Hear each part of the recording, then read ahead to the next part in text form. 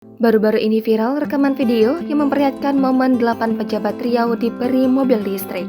Rekaman video itu beredar di media sosial, salah satunya diunggah oleh akun Instagram @terangmedia.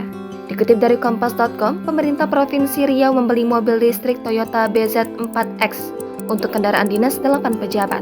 Mobil listrik itu dibeli dengan APBD Provinsi Riau. Untuk satu unit 1,3 miliar rupiah. Total anggaran yang harus dikeluarkan untuk 8 kendaraan mencapai 10,4 miliar rupiah.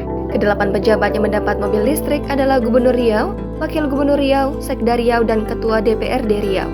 Kemudian Kapolda Riau, Kejaksaan Tinggi Riau, Komandan Lanut Rusim Nurjadin, dan Badan Penghubung yang ada di Jakarta.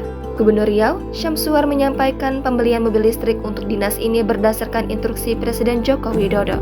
Menurut Syamsuar, pemerintah sudah seringkali menginstruksikan agar Pemprov Riau segera melakukan pembelian mobil listrik untuk para pejabat di Riau.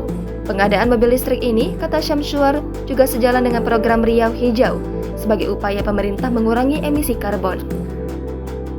Ya, ini sebenarnya kan kita tahu bahwa pemerintah kan sudah menginstruksikan agar juga beransur-ansur menggunakan mobil listrik. Dan untuk di Jakarta sekarang sudah jelas. Jadi kalau untuk mobil ini sekarang Jakarta ganjil genap bisa. Kemudian juga masuk Taman Mini juga sekarang nggak bisa pakai yang pakai BBM lagi. Jadi pakai motor, pakai apa, nggak bisa lagi. Kalau motor juga harus motor listrik. Jadi ini juga ada nanti untuk Badan Penghubung agar nanti bisa dimanfaatkan untuk di Jakarta termasuk di kegiatan Taman Mini.